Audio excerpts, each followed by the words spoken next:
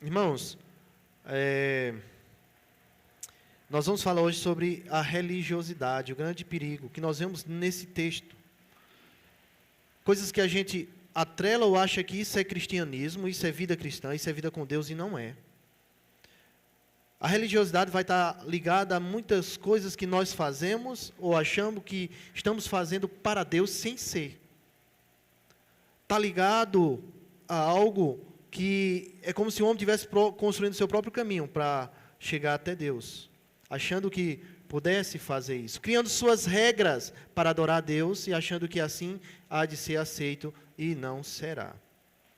A gente tem que ter cuidado, porque às vezes a gente cria certas barreiras, certas regras, como se para chegar até Deus tivéssemos que fazer isso, ou tivéssemos que ser assim.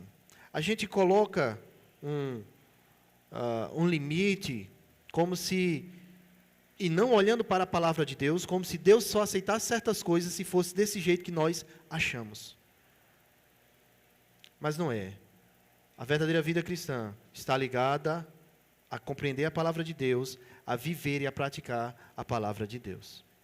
Por isso a importância, irmãos, de nós ouvirmos direto, aprendermos, guardarmos no nosso coração a palavra de Deus, porque ela não é fácil para a nossa natureza absorver, entender e praticar. Queridos, dificilmente você vai acordar numa segunda-feira o seu corpo pedindo mais coisas de Deus. Pelo contrário, vai ter mais luta pedindo para afastar você de Deus. Então nós temos que ouvir e nos submeter à palavra de Deus, por causa dessas coisas, por causa de caminhos que a gente acha que está construindo para chegar até Deus.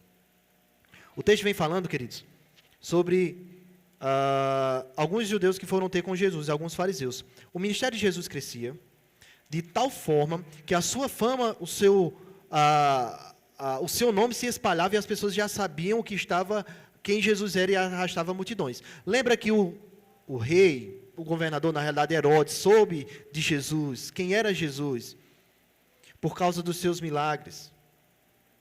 E a Bíblia fala que Herodes que matou a João. Lembra que nós vimos aqui há 2 semanas que 5.000 pessoas, mais de 5.000 pessoas foram alimentadas por Jesus? Não só isso, depois ele vai para outro lugar, passa por uma tempestade e mais pessoas são curadas por causa de Jesus. Então, a fama de Jesus se espalha. As pessoas já estão sabendo quem é Jesus, já querem ouvir-o falar. E a Bíblia diz que alguns mestres, alguns fariseus, vieram de Jerusalém para falar com Jesus.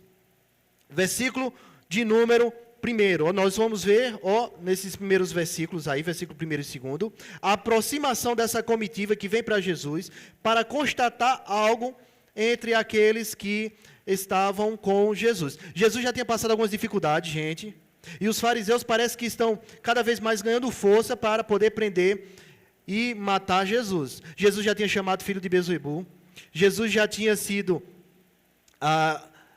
expulso lá da sinagoga, já tinham atribuído a Jesus que ele não podia curar no sábado. Então, essas pessoas já começam a crescer o olho para cima de Jesus. E agora, eles vão até Jesus, têm um encontro com Jesus e constatam alguma coisa. Olha o que é que diz o versículo de número 1 e versículo de número 2. Alguns fariseus e mestres da lei, ou escribas, dependendo da tradução, vindos de Jerusalém, foram a Jesus e perguntaram: por que os seus discípulos transgridem a tradição dos líderes religiosos, pois não lavam as mãos antes de comer? Os fariseus vão até Jesus, os mestres da lei vão até Jesus e fazem uma constatação, que uma prática comum naquela época, no meio deles, que eles achavam que fazendo isso estavam se purificando, os discípulos de Jesus não praticavam. Mas que prática é essa? Eles tinham uma prática, gente, de lavar as mãos antes de se alimentar. Agora, o objetivo aqui não é questão higiênica, não. Muito menos do coronavírus. Era uma questão ritual. Eles achavam que assim procedendo, ele estava puro. para participar das suas atividades religiosas. Lavava as mãos diversas vezes.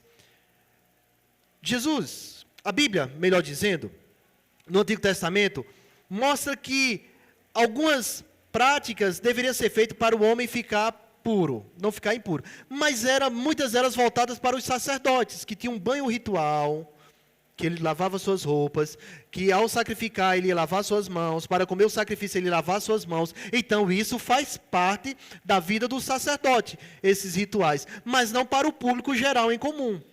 Só que os fariseus, os mestres da lei, eles começaram com tradições orais, passada de um para outro, de pai para filho, dos mestres para os seus discípulos, para os seus pupilos, e assim se passou esse ensinamento até um dia, virou uma tradição e depois se tornou um livro. Depois estava tudo escrito. Nesse período de Jesus ainda não estava escrito essa tradição, mas era passada de um para o outro, que era lavar diversas vezes as mãos. O judeu achava que se tocar no gentil, alguém que não era judeu, ele estaria impuro. E a ideia de impuro não é a ideia de sujo, é a ideia de que ele está impossibilitado de participar de qualquer atividade na sinagoga ou no culto. Então, se fosse no mercado, se fosse na feira, se fosse na escola, se fosse na sinagoga, se fosse em qualquer outro lugar e tocasse em um gentil, ele se sentiria impuro, estaria impuro. Então, por isso, lavaria as mãos diversas vezes. Ao chegar em casa, antes de comer, ele lavava as mãos. Diz que há uma prática, gente, de que ele tinha que lavar as mãos 2 vezes. A primeira vez era para tirar a sujeira, a impureza que tivesse. E a segunda era para tirar a água da primeira. Porque essa água estava com as impurezas. Eles criaram regras para si.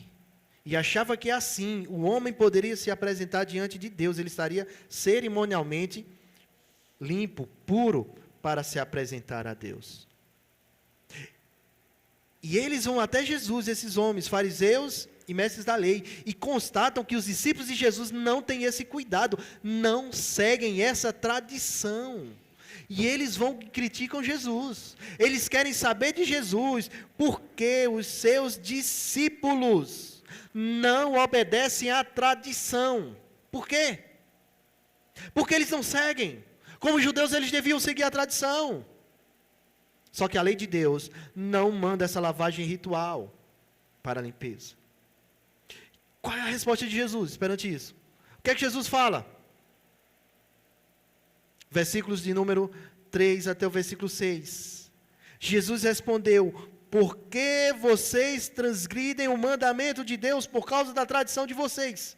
Se eles disserem que os discípulos de Jesus transgrediam a tradição que foi deixada pelos antigos, Jesus acusa eles de quebrarem, de transgredirem não uma tradição, mas a lei de Deus. Gente, se eles foram até Jesus para tentar apanhar Jesus de alguma forma, na realidade eles foram apanhados, porque Jesus denunciou o pecado dele. Porque enquanto eles viram que os discípulos de Jesus quebravam a tradição humana, uma regra deixada pelos antigos, Jesus diz que eles não cumpriam, quebravam, transgrediam o mandamento de Deus. Queridos, tradição é boa? É. Desde que ela não vire um tradicionalismo, desde que não vire aquilo como uma regra, como só fazendo aquilo que dá certo. Nós temos tradições como congregacionais. Uma delas, das nossas tradições, é o estudo da palavra. Em outras igrejas, nós vemos por aí, a parte do louvor é maior do que a parte da pregação. Nós, como congregacionais, nós temos a nossa tradição de dar uma ênfase maior à pregação da palavra. Isso é uma tradição boa. Nós temos outra tradição, irmãos, tradição que é justamente o ensino na escola bíblica dominical. Sabe quem foi primeiro grupo missionário ou denominação a fazer a escola bíblica aqui no Brasil? Foram os congregacionais. Há 165 anos atrás, inclusive nós comemoramos semana passada, 165 anos da chegada do congregacionalismo no Brasil. Então esse ensino de escola dominical de se reunir aqui no Brasil começou com nós congregacionais, então faz parte da nossa história, da nossa tradição. Os hinários, irmãos, salmos e hinos, então minha alma canta-te, Senhor, aconselho andei. O primeiro hinário traduzido para cá foi o nosso congregacional. Todos os outros derivam dele, o nosso hinário, salmos e hinos congregacionais. Então nós temos uma tradição forte. A tradição é boa? É, desde que ela não seja colocada em primeiro lugar. O que nos sustenta não é a tradição, apesar dela ser bom, o que ela diz quem nós somos, a história que nós construímos. Hernandes Dias Lopes, sobre tradição, ele diz o seguinte: o problema dos fariseus é que colocaram essas tradições acima da palavra de Deus. E nós vemos isso claro, irmãos, numa igreja que começou como cristã e de fato ela se desfiliou totalmente. A Igreja Apostólica Católica Romana, onde ela acaba seguindo mais a tradição do que a palavra de Deus. E Hernandes diz que eles, os fariseus, transformaram a tradição, colocaram acima da palavra de Deus, transformando a tradição está ligada à fé viva dos mortos, porque aqueles homens que já viveram dessa forma, com fé, viver dessa forma, transformaram a tradição, a fé viva dos mortos, em tradicionalismo, que é a fé morta dos vivos. Onde as pessoas que estão hoje fazendo aquilo que não deveria acima da palavra de Deus, achando que com aquilo está servindo a Deus. Não está. Os fariseus criaram o seu próprio método de adorar a Deus e servir a Deus. Achavam que assim estava se aproximando de Deus. Desprezando a palavra do Eterno, desprezando a palavra de Deus. Mas como foi que eles desprezaram? Jesus disse, olha, se eles disseram para Jesus, os seus discípulos transgridem a tradição dos líderes religiosos. Jesus disse, vocês transgridem o mandamento de Deus. E quando é que eles transgrediam o mandamento de Deus? Versículo de número 4. Pois Deus disse, honra teu pai e tua mãe. E quem amaldiçoar seu pai ou a sua mãe, terá que ser executado. Gente, imagina aí a obrigação do povo de Deus que era honrar pai e mãe. Êxodo, capítulo 20, versículo 12, quando é falado ali dos 10 mandamentos, no 5º mandamento diz, honra teu pai e tua mãe, a fim de que vivas vida longa sobre a terra que o Senhor teu Deus te dá. Deuteronômio, que é a repetição da lei, capítulo 5, versículo 16 diz, honra teu pai e tua mãe, como te ordenou o Senhor teu Deus, para que tenhas vida longa, e tudo te vá bem na terra que o Senhor teu Deus te dá. Provérbios 1:8 diz, ouça, filho meu, a instrução do seu pai, e não despreze o ensinamento da sua mãe. Êxodo 21:17 diz, quem amaldiçoar pai e mãe, terá que ser executado. E aí, quem amaldiçoar pai e mãe? A gente vê aí filho batendo pai e mãe. No Antigo Testamento era morto. Deuteronômio, capítulo de número 21, versículo 18 a 21 diz, se um homem tiver um filho obstinado e rebelde, que não obedece a seu pai nem a sua mãe,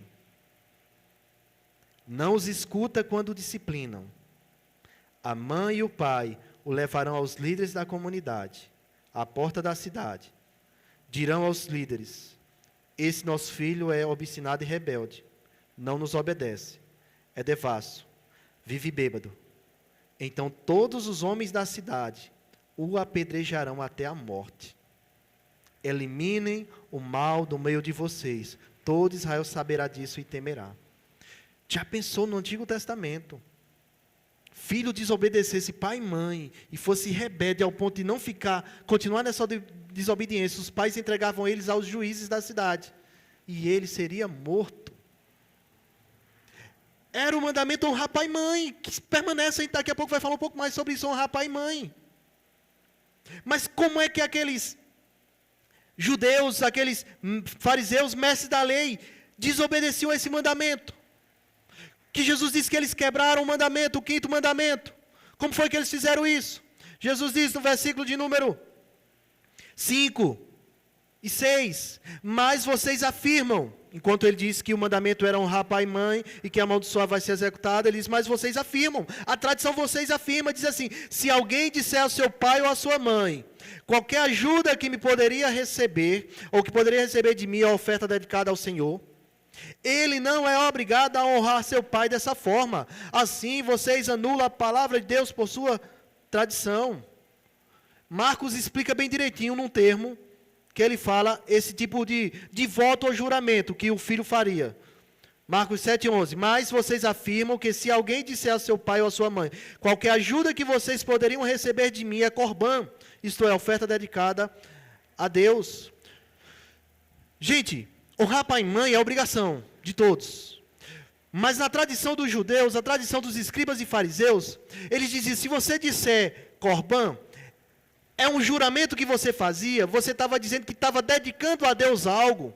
Digamos que você tinha uma propriedade, tinha alguma coisa, e você dissesse, olha, essa coisa que eu tenho é um corbã, é dedicada a Deus. Então você poderia usá-la enquanto estivesse vivo, mas enquanto morresse, seus pais não poderiam receber nenhum benefício de lá. Você estava desobrigado a ajudar seu pai e sua mãe, porque fez essa dedicação a Deus. Dedicou essa oferta a Deus.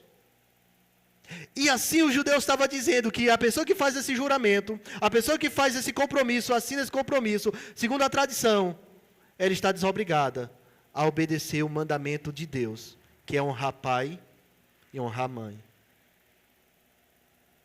Eles criaram métodos, irmãos, de obedecer mais à tradição do que obedecer a Deus.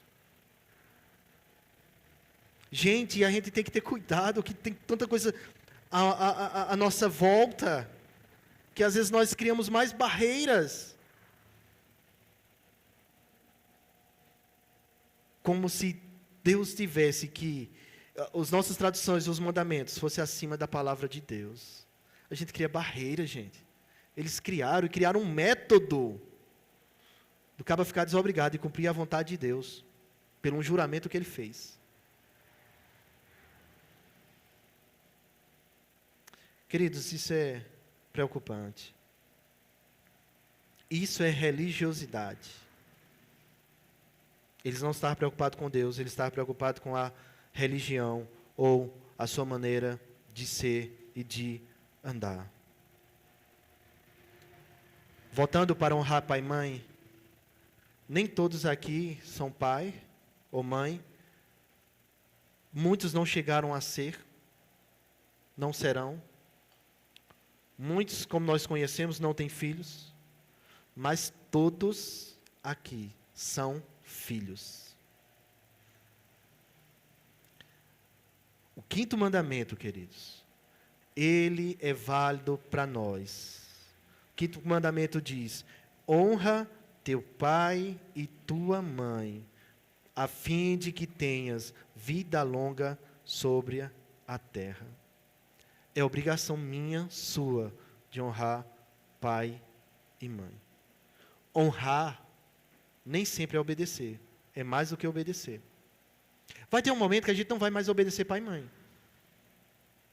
Sabe por quê? Porque nós vamos tomar nossas próprias decisões.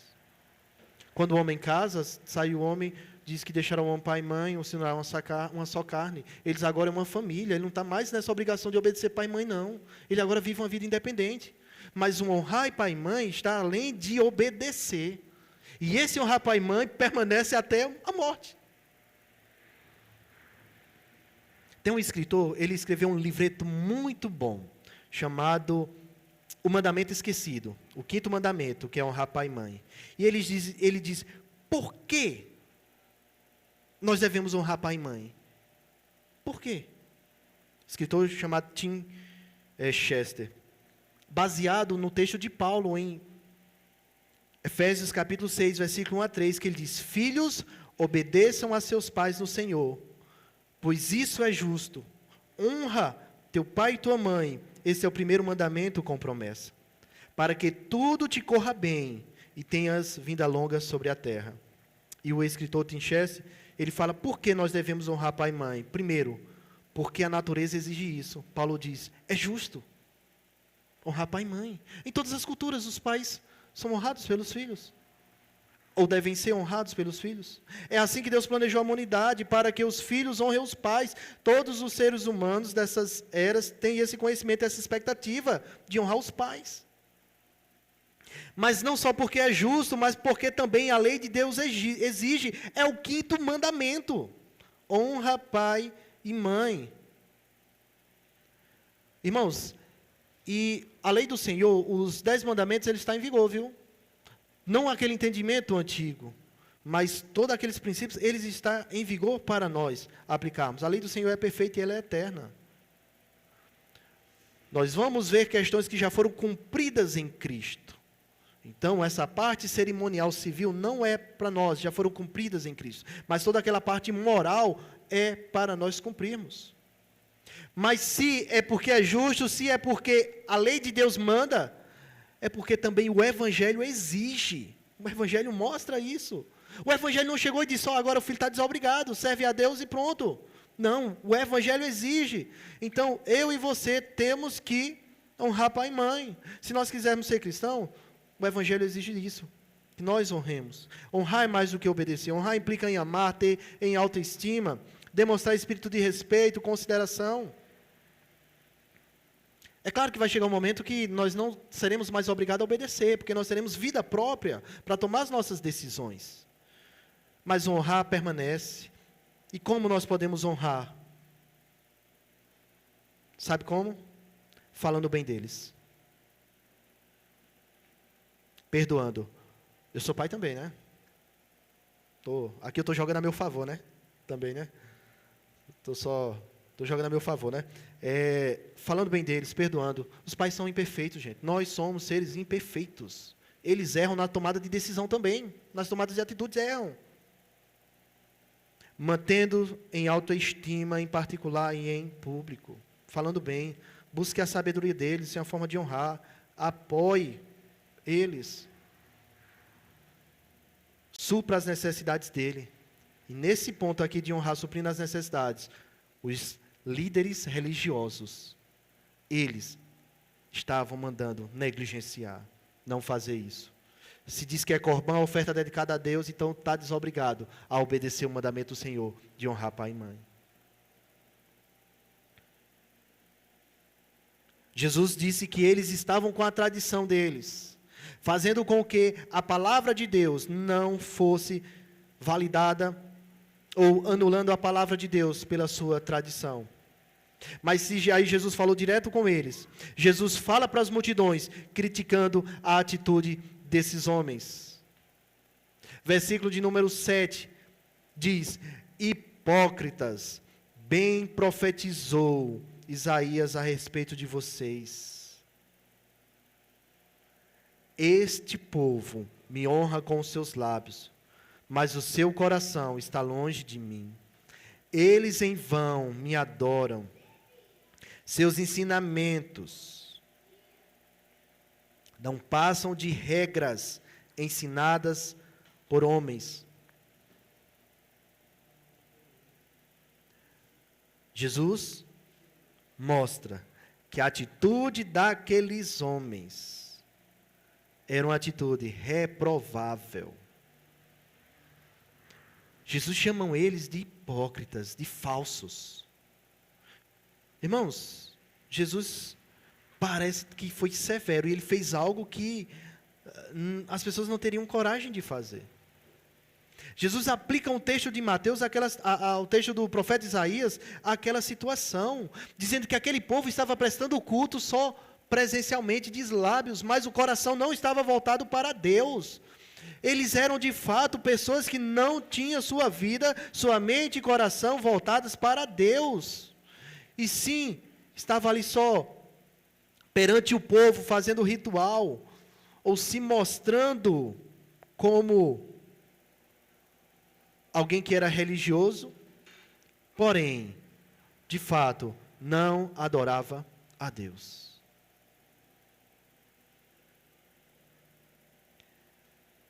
Eles pareciam ser os homens mais santos, eles pareciam ser os melhores exemplos de uma religião exterior, mas fazendo rituais, fazendo diversas coisas, oferecendo sacrifícios, mas o coração deles estava longe de Deus. Irmãos, o cristianismo difere de tantas e tantas religiões e todas as demais. Sabe por quê? Porque o objetivo aqui não é vir a esse lugar, não é se reunir aqui para cumprir uma tabela, para cumprir um cronograma, para bater o ponto. É algo do coração. Fazer de coração, entender a necessidade que precisa de Deus. E não fazer por fazer. Poderia se oferecer sacrifícios, poderia se oferecer oferendas, mas isso não adianta. Se o coração estiver longe de Deus, não adianta. Teve um rei que, desobedecendo à vontade de Deus, disse que ia pegar os animais que Deus tinha mandado sacrificar, matar. Ele disse, não, eu vou oferecer a Deus esses animais. Deus disse que é melhor obedecer do que sacrificar. Sabe qual é aquela ideia? É melhor ter um coração voltado para Deus em obediência do que estar oferecendo sacrifícios. E sacrifício naquela época era prestar culto a Deus. Então, se o nosso coração não está voltado para Deus, não adianta eu vir aqui pregar, cantar. Não. Jesus diz que aqueles homens, que eram os líderes religiosos, Jesus aplica o texto de Isaías para eles, dizendo que o coração deles estava longe de Deus. Jesus começa a apontar que o problema está no coração. O problema está no interior. Você lembra que a discussão todinha começou porque ele estava dizendo que os discípulos de Jesus não lavavam as mãos, não ficavam puros, cerimonialmente puros, para poder prestar culto a Deus, adorar a Deus, não estava cerimonialmente puro, não lavava suas mãos antes das refeições. Jesus agora vai começar a mostrar que o problema não é esse, não é exterior, o problema está lá dentro do nosso ser, no nosso coração. Versículo de número 12, olha o que é que diz. Então os discípulos se aproximaram dele e perguntaram: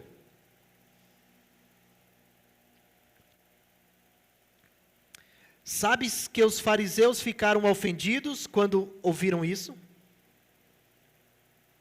Ou melhor, versículo 11. O que entra pela boca, Jesus termina de falar, né? Versículo 10. Chamou para si a multidão e disse, entendam e ouçam. O que entra pela boca não torna o homem impuro, mas o que sai de sua boca, isso torna o homem impuro. Jesus começa a mostrar que o problema está lá dentro, no interior. Aí os discípulos de Jesus, versículo 12, faz uma pergunta para Jesus. Sabes que os fariseus ficaram ofendidos quando ouviram isso? Os discípulos mostram uma preocupação. Talvez eles não entenderam de fato qual é a situação. Gente, os fariseus eram tidos como os homens mais santos. Eram os homens que seguiam a Deus. Eles achavam, haviam dito popular, que é o seguinte, que se tivesse só uma vaga de entrar no céu, quem ia entrar era um fariseu. A esses homens, que eram tidos como os mais santos naquela época, Jesus diz que eles são hipócritas. Jesus está mostrando que eles não estão andando como deveriam ser. Aí Jesus acrescenta, versículo 13, ele respondeu, toda planta que meu Pai Celestial não plantou, será arrancada pelas raízes. Jesus está falando que aquele grupo não é plantado por Deus. Aquela forma de viver não é plantada por Deus. Versículo 14, Jesus chama, eles são guias cegos. Se um cego conduzir outro cego, ambos cairão no buraco. Jesus diz que eles não entendem, eles não enxergam esses homens que eram tidos mais santos. Jesus já tinha dito isso, lembra? No Sermão do Monte, disse, vocês ouviram o que foi dito pelos antigos, a tradição, Jesus apelou, dizendo que a tradição deles dizia isso, mas apresentou a palavra, e depois Jesus começa a dizer sobre aqueles homens, diz, quando vocês forem orarem, não façam como os escribas e fariseus, porque eles já tiveram a sua recompensa, eles são hipócritas, porque eles queriam chamar a atenção na oração. Jesus diz, depois que fala na sessão, no capítulo 5, sobre o que os antigos ensinavam, o que a tradição ensinava, e ele mostra o que ensina a palavra de Deus. Ele começa a dizer como os fariseus agiam e que os homens que querem andar conforme a vontade de Deus não devem agir, mostrando como esses fariseus eram, irmãos, com o coração longe de Deus. Jesus diz no capítulo 6, a partir do versículo 1, diz: quando for dar suas ofertas, praticar suas obras de justiça, não fale como os hipócritas, que eles tocam trombeta para serem reconhecidos quando ajudam. Sabe qual é a ideia aqui, irmãos? Talvez seja num momento quando soava o momento de oferta no templo ou na sinagoga, uma pessoa ia à frente para chamar a atenção, para dizer que ajudava os pobres, e assim ela era reconhecida. Essa é a religião dos fariseus hipócritas, que não olhava para a palavra de Deus, para os caminhos do Senhor, mas olhava para si, para chamar a atenção. Jesus diz: quando vocês orarem, não façam igual os hipócritas, que eles levantam as mãos, fazem orações longas, altas, onde estiver. Talvez fosse a ideia no momento de oração, quando há um momento de oração, e é bem simples você lembrar disso. Nos judeus tinham os horários para orar. Hoje nós vemos entre os muçulmanos, os islamitas, tem um momento de orar, e onde eles estiverem, eles param, se ajoelham, se agacham e oram voltado para a Meca. Eles davam horário, eles oravam, paravam tudo que estava fazendo e orava voltado. E tinha judeu que no meio do povo fazia todo aquele fuzuê para chamar a atenção. Imagine você vindo do centro, você mulher cheia de compras, ou no shopping da cidade, ou qualquer um de nós,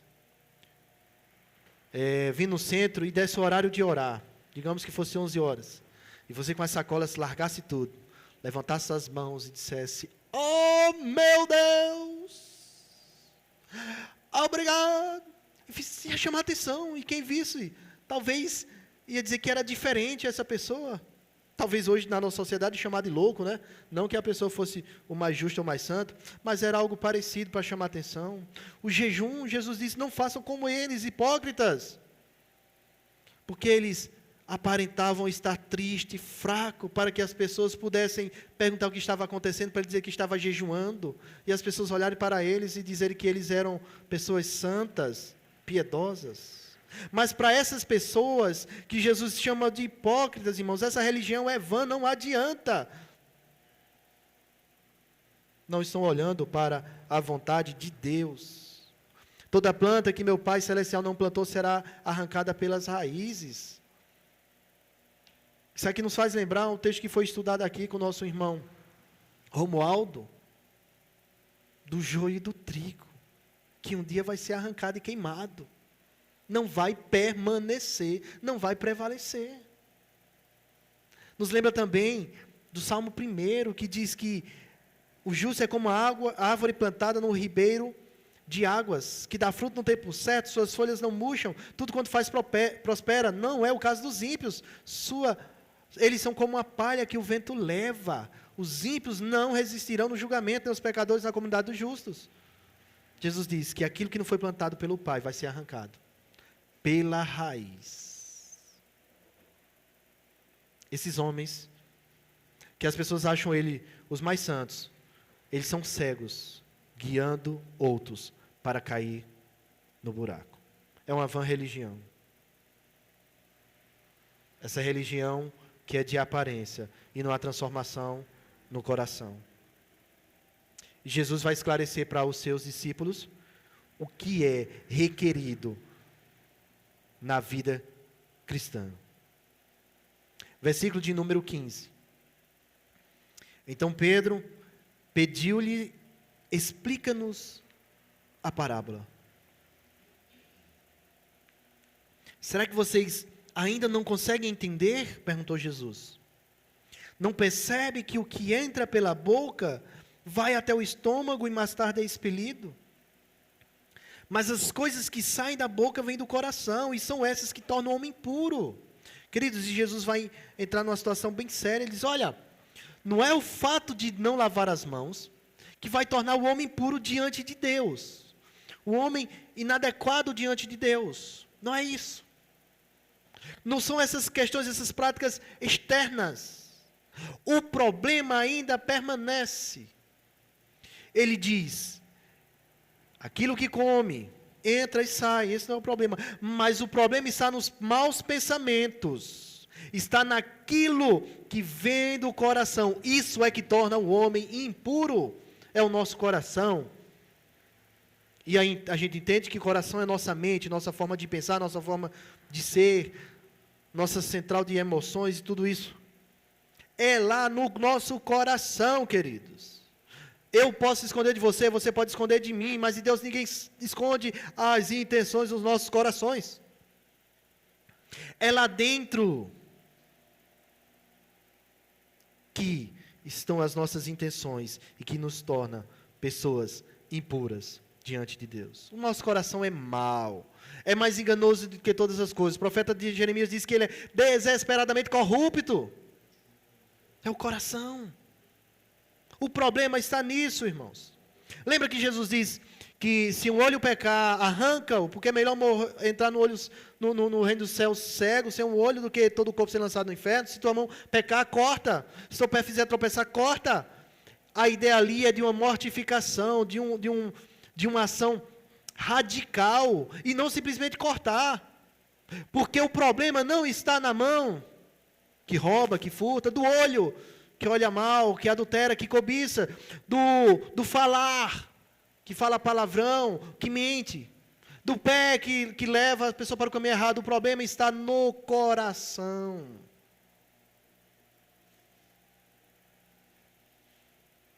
Jesus diz, versículo 19, pois do coração saem os maus pensamentos, são os homicídios, adultérios, as imoralidades sexuais, os roubos, os falsos testemunhos e as calúnias.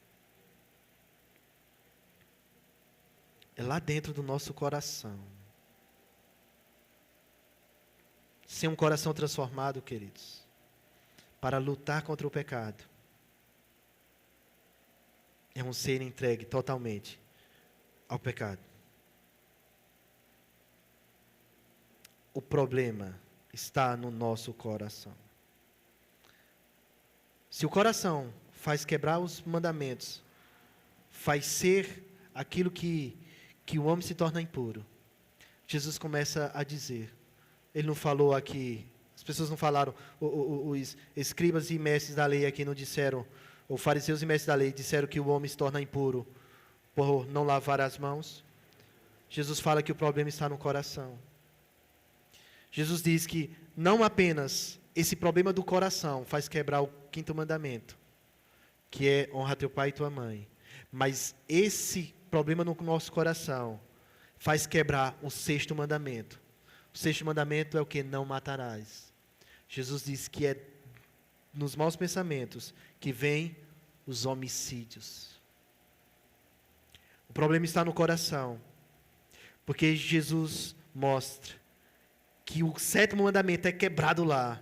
O 7º mandamento diz o quê? Não adulterarás. Jesus diz, pois do coração saem os maus pensamentos, adultérios e as imoralidades sexuais. É do coração onde quebra o 8º mandamento. Se você quiser conferir, Êxodo, capítulo de número 20, vem citando os mandamentos, e agora o 8º mandamento está no versículo número 15, que diz, não roubarás. E Jesus diz, pois do coração saem os maus pensamentos, os roubos. É do coração que sai a quebra do mandamento do Senhor, que sai a quebra do 9º mandamento. Qual é o 9º mandamento? Não darás falso testemunho contra o teu próximo. Jesus diz, pois do coração saem os maus pensamentos, saem os testemunhos falsos e as calúnias. É do coração onde sai o pecado, onde torna o homem impuro.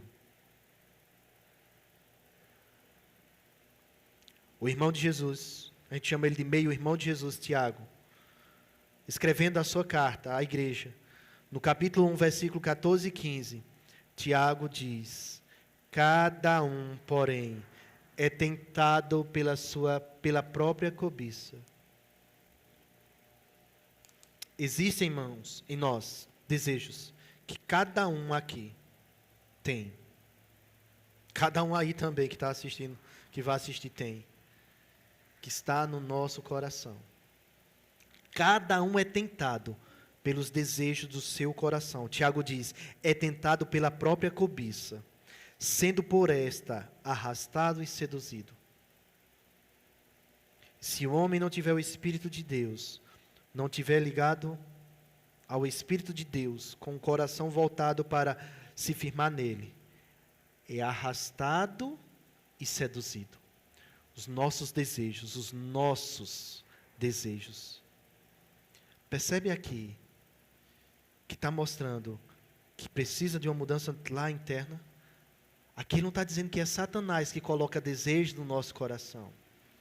Porque muitas pessoas quando pecam, ou pessoas caem, o cara já atribui logo ao capeta o problema, né? Ah, Satanás é sujo, derrubou aquela pessoa.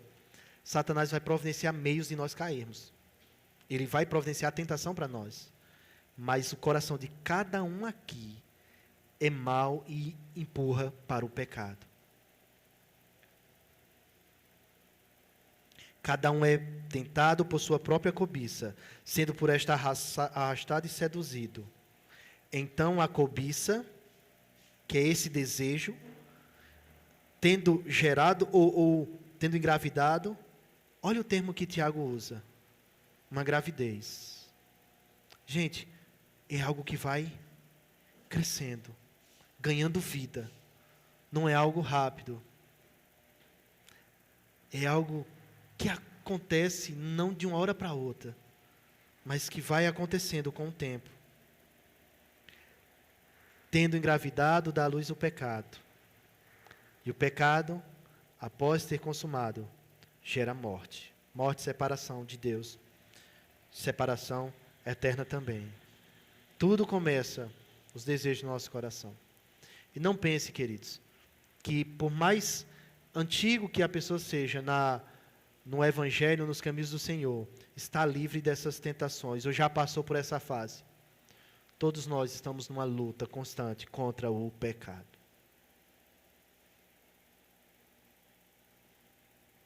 Jesus termina reforçando, versículo 20, essas coisas tornam o homem impuro, mas o comer sem lavar as mãos não torna. É o coração. A religiosidade, achar que algo externo que nós fazemos, isso pode nos aproximar de Deus, ou nos dar uma boa conduta, ou nos dar uma boa bagagem diante de Deus. Isso é ilusão. Tem que ter uma transformação lá dentro, no coração. E há uma promessa que Deus faz para o povo dele, é derramar o seu Espírito Santo. E quebrar o coração, tirar na realidade o coração de pedra e colocar um coração de carne. Um coração que seja voltado a ouvir e obedecer à voz de Deus. Só uma ação divina, só uma intervenção para nós obedecermos à voz de Deus. Ao ouvirmos isso, irmãos, a explicação desses versículos, eu queria que nós guardássemos 3 coisas para aplicar na nossa vida. Sabe o que? Primeiro, que a palavra de Deus tem mandamentos, tem ensinamentos claros, que nós devemos obedecer, observar, por amarmos a Deus. Por amarmos ao nosso Senhor Jesus. Os homens olharam para a tradição, mas a Bíblia, ela tem coisas que nós devemos observar, que nós devemos ter isso bem claro. Mas sabe, irmãos, essa nossa obediência não é para irmos para o céu. Não é nossa obediência para nos aproximarmos de Deus. Não. É porque nós já fomos salvos por Deus. E não convém a nós vivermos uma vida de pecado. Sabe? Não é porque a gente vai cada vez mais vir à igreja, tentar obedecer, tentar pecar menos para poder, de alguma forma, chegar ao céu. Não. É porque Cristo, na sua graça, já nos deu a salvação. Nós que cremos nele. E agora, porque nós amamos a Cristo, porque ele deu a vida por nós, porque nós o amamos, nós vamos querer fazer tudo para lhe obedecer. João diz, capítulo 14, versículo 20, 21 a 24, diz, quem tem os meus mandamentos e lhes obedece, esse é o que me ama. vai obedecer porque ama a Jesus. Não é porque vai ser salvo, não é porque ama, porque ele já foi salvo por Cristo. E porque ele ama a Cristo, ele não vai querer desobedecer a Deus. Porque ele ama. Não é para ganhar alguma coisa, não é para barganhar, é porque ele ama. E por ele amar, ele não vai querer desagradar a Deus.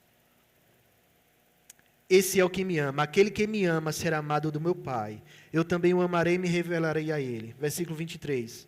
Jesus respondeu: se alguém me ama, guardará a minha palavra. O meu Pai o amará e viremos a ele e faremos nele morada. Quem ama Jesus vai guardar a palavra dele. Então não tem como dizer que ama Jesus sem guardar a palavra. Não ama. Versículo 24. Aquele que não me ama, não guarda as minhas palavras. Gente, isso é forte, né? Quem ama, guarda. Quem não ama, não guarda. Essas palavras que vocês estão ouvindo não são minhas, são do meu Pai que me enviou. Jesus fala para aqueles homens. Há mandamentos para nós, que devemos obedecê-los por amor. Um deles é honrar pai e mãe. Outro deles é não ter outros deuses diante de ti. Outro deles é não fazer imagem de escultura. Gente, os 10 mandamentos, se nós formos olhar, Deuteronômio capítulo 5, Êxodo capítulo 20, Deuteronômio é a repetição da lei, onde ela foi dada no capítulo 20 de Êxodo. Tem lá o que nós devemos fazer para viver como amantes de Deus, como alguém que ama e quer lhe obedecer. Eu sou o Senhor teu Deus, começa dizendo a lei, não terás outros deuses diante de mim. Qualquer coisa que tome lugar de Deus é outro Deus na vida da gente. Qualquer coisa que nos faz cegar, de forma que a gente não olha para Deus, isso é mais importante do que obedecer a Deus, isso é outro Deus, é idolatria. Então, é válido para nós, não farás nenhuma imagem de ídolo, nem imagem de escultura do céu, da terra, de baixo, nem se prostrarás a ela. Deus diz a forma que deve adorar a Deus. Deus está dizendo que Ele quer ser adorado, como Jesus lá na frente fala, em espírito e em verdade, confiando nele. Não é a gente reproduzindo algo para lhe representar Deus. Não, Ele deve ser adorado como Ele deixou, não como a gente quer, é como Ele deixou para ser adorado. Versículo 7, não tomarás o nome de Deus em vão. Queridos, e a ideia aqui não é só a gente falar o nome de Jesus ou Deus, não. É uma vida que não vai envergonhar a Deus.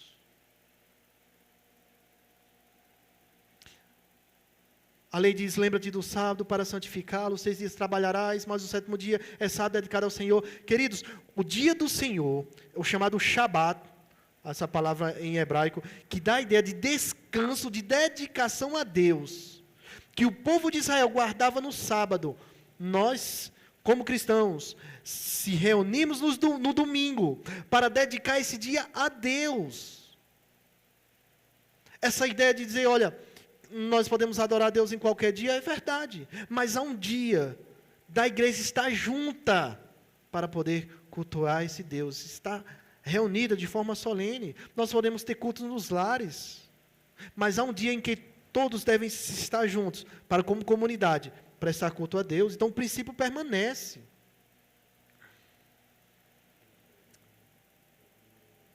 Versículo 12, nós já falamos, honrar pai e mãe. Não matarás, não roubarás, não furtarás.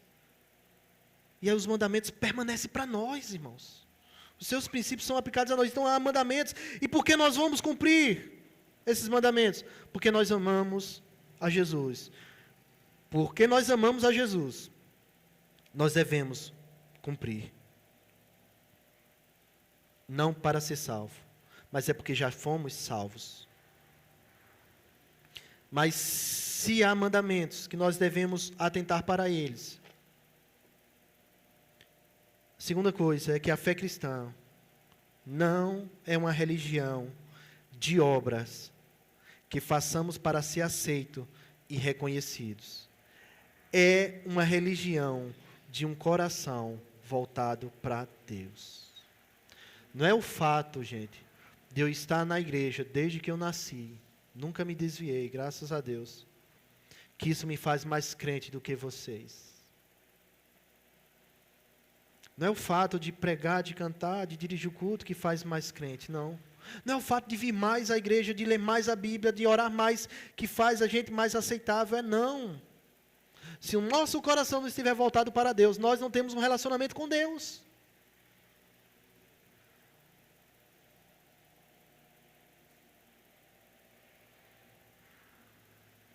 Você acha que tinha gente que fez mais, que viu mais obra de Jesus, que possivelmente operou milagres também, que andou com ele durante 3 anos? Você acha que Judas viu muito mais coisas, ou participou de muito mais coisas do que nós, ou não? Com certeza. Mas o coração dele não estava em Jesus. E ele estava nas multiplicações, ele estava nos milagres, ele estava em tudo aquilo que todos participaram. Eles estavam presentes, ele estava presente, mas o coração dele não estava em Jesus. É interessante, Deus deixou para o povo de Israel os sacrifícios que apontavam para Cristo, que eram matar animais, porque sempre um inocente morreu por um culpado. Lembra lá de Adão e Eva? Eles estavam nus, se cobriram com folhas, negócio tosco, né? Imagina aí, estranho. O que é que Deus faz? Mata um animal e coloca a pele desses animais como roupa para ele. Para cobrir a nudez deles, um animal que não tinha nada a ver foi morto. Lembra de Caim e Abel? Caim fez o sacrifício daquilo que ele poderia produzir, plantar e colher. Abel deu um sacrifício de um inocente, de um animal que foi morto. E aí no sistema sacrificial, Deus disse que para pedir perdão dos pecados, pegaria um animal, a pessoa que estava levando para oferecer aquele sacrifício para pedir perdão, apresentaria perante o sacerdote degolaria, imolaria esse animal. Se o sangue escorria, essa vítima morreria em lugar do pecador. Mas o objetivo não era a mortandade pela mortandade, matar por matar. O objetivo era que as pessoas entendessem que para chegar a Deus precisava ter fé. Entender que um inocente foi morto por causa do culpado. E crendo que Deus iria perdoar os seus pecados. Mas as pessoas começaram a fazer por fazer. Isaías descreve isso. Isaías 1, capítulo 1, versículo de 11 a 15, diz, olha, para que me oferecem tantos sacrifícios? Pergunta o Senhor. Para mim chega de holocaustos de carneiro, de gordura de novilhos gordos. Não tenho nenhum prazer no sangue de novilhos, de bodes e de cordeiros. Quem lhes pediu que viesse à minha presença? Quem lhes pediu que pusesse os seus pés nos meus átrios? Irmãos, Deus está dizendo que aquela adoração que era exigida, não podia ser feita de qualquer forma. E Deus não estava recebendo. Por quê? Não eram rituais. Era um coração voltado para Deus. Gente, olha como Deus fala para o povo dele. Parem de trazer ofertas inúteis. O incenso de vocês é repugnante para mim. Luas novas, sábados, reuniões. Não consigo suportar suas assembleias cheias de iniquidades. Irmãos, era como se Deus estivesse dizendo que Ele não aguenta o nosso culto. Ele diz, suas festas de lua nova, o que são isso? São festas que eram realizadas uma vez no mês. Eles se reuniam todos os sábados, eles se reuniam uma vez no mês, que era na lua nova, ou seja, além dos sábados, esse dia a mais. Eles se reuniam em diversas festas durante o ano, eles se reuniam várias vezes. E Deus está dizendo que suas festas de lua novas e suas festas fixas, eu as odeio. Tornaram-se para mim um fardo, queridos. Isso é preocupante para nós. Deus diz, não as suporto mais. Eles estavam fazendo o que deveria ser feito, que era aquele sacrifício, aquela parte ritualística, o ritual. Era uma religião com obras, mas com um coração que não era voltado para Deus. Então não adianta. Irmãos, vai ser bênção estarmos aqui com o nosso coração voltados para Deus. Se assim não for, nós estamos perdendo tempo e apenas aborrecendo a Deus. A religião, a fé cristã não é a religião de obras que façamos para ser aceito. Não é rituais, não é o fazer. É um coração voltado para Deus.